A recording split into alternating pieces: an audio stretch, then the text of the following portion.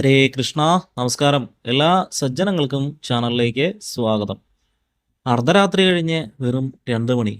ലോകം മുഴുവൻ ഉറങ്ങിക്കിടക്കുമ്പോൾ ഒരു വലിയ ശംഖനാദം മുഴങ്ങുന്നു. കയ്യിൽ ഒരു കോടാലിയുമായി ശാന്തിക്കാരൻ ക്ഷേത്രനടയിലേക്ക് എത്തുന്നു. താക്കോൽ ഉപയോഗിച്ച് വാതിൽ തുറക്കാൻ ഒരൽപ്പം വൈകിയാൽ പോലും കോടാലി കൊണ്ട് അത് തകർത്ത് അകത്ത് കടക്കാൻ അദ്ദേഹത്തിന് അനുവാദമുണ്ട്. എന്താണല്ലേ, അകത്തിരിക്കുന്ന ഭഗവാനെ അത്രയധികം വിശക്കുന്നുണ്ട്.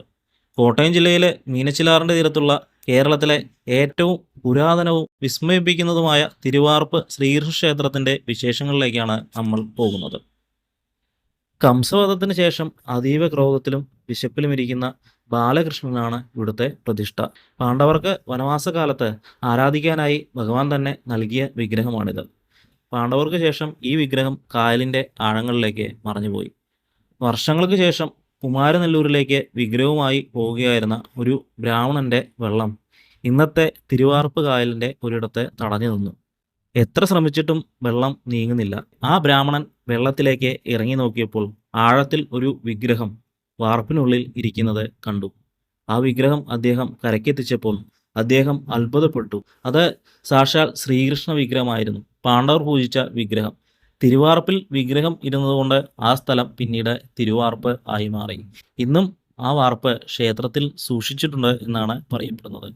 തിരുവാർപ്പിലെ ഓരോ ആചാരവും നമ്മളെ അത്ഭുതപ്പെടുത്തും. വിശക്കുന്ന ഭഗവാൻ. കംസവധത്തിന് ശേഷം അതീവ വിശപ്പിലും ദാഹത്തിലും നിൽക്കുന്ന ശ്രീകൃഷ്ണനാണ് ഇവിടുത്തെ ഭാവം. അതുകൊണ്ട് തന്നെ പുലർച്ചെ 2 മണിക്ക് നട തുറന്നാലുടൻ അഭിഷേകം പോലും പൂർത്തിയാകുന്നതിന് മുമ്പ് ഭഗവാനെ നിവേദ്യം സമർപ്പിക്കും. കോടാലിയുടെ രഹസ്യം: ഭഗവാന്റെ വിശപ്പ് സഹിക്കാൻ കഴിയില്ല എന്നാണ് വിശ്വാസം. അതിനാൽ താക്കോൽ ഉപയോഗിച്ച് നട തുറക്കാൻ വൈകിയാൽ വാതിൽ വെട്ടിപ്പൊളിക്കാനാണ് ശാന്തിക്കാരൻ കോടാലി കരുതുന്നത്. ശ്രീകൃഷ്ണ വിഗ്രഹത്തിൽ അഭിഷേകം നടത്തുമ്പോൾ തലയിലെ വെള്ളം തുടയ്ക്കുന്നതിന് മുമ്പേ തന്നെ നിവേദ്യം നൽകുന്നു. വിശന്നു നിൽക്കുന്ന കുട്ടിക്ക് കുളി കഴിഞ്ഞ് തോർത്തുന്നതിനേക്കാൾ മുമ്പ് ഭക്ഷണം നൽകണം എന്ന സങ്കല്പമാണ് ഇതിന് പിന്നിൽ.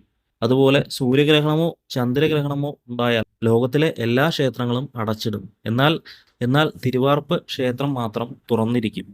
ഗ്രഹണ സമയത്ത് ഭക്ഷണം നൽകാതിരുന്നാൽ ഭഗവാൻ ക്ഷീണിച്ചു പോകും എന്ന വിശ്വാസമാണ് ഇതിന് കാരണം. ഇവിടുത്തെ ഏറ്റവും പ്രധാനപ്പെട്ട വഴിപാടാണ് ഉഷപ്പായസം. നെയ്യും ശർക്കരയും കദളിപ്പഴവും ചേർത്ത് തയ്യാറാക്കുന്ന ഈ പായസം പണ്ട് പാണ്ഡവർ വനവാസകാലത്ത് നിവേദിച്ചിരുന്ന അതേ രീതിയിലാണ് ഇന്നും ഉണ്ടാക്കുന്നത്. വയറു സംബന്ധമായ അസുഖങ്ങൾ മാറാൻ ഭക്തർ ഇവിടെ വന്ന് ഉഷപ്പായസം വഴിപാടായി കഴിക്കാറുണ്ട്. ആചാരങ്ങളിൽ വിട്ടുവീഴ്ചയില്ലാത്ത ഭക്തനെ ഭഗവാന്റെ വിശപ്പിലേക്ക് അടുപ്പിക്കുന്ന ഒരിടം, അതാണ് തിരുവാർപ്പ്. കോട്ടയത്ത് നിന്ന് ഏകദേശം 8 കിലോമീറ്റർ സഞ്ചരിച്ചാൽ ഈ പുണ്യഭൂമിയിൽ എത്താം. ഭക്തിയും യുക്തിയും ഇത്രമേൽ ഇഴചേർന്ന മറ്റൊരു ക്ഷേത്രം കേരളത്തിൽ ഉണ്ടാകില്ല. നിങ്ങൾ ഈ ക്ഷേത്രത്തിൽ പോയിട്ടുണ്ടോ? ഉണ്ടെങ്കിൽ നിങ്ങളുടെ അനുഭവങ്ങൾ താഴെ കമൻറ്റ് ചെയ്യുക. ഈ വീഡിയോ ഉപകാരപ്രദമായെങ്കിൽ സുഹൃത്തുക്കൾക്കും ഷെയർ ചെയ്യുക. അടുത്തൊരു വീഡിയോയിൽ കാണാം. നന്ദി, നമസ്കാരം.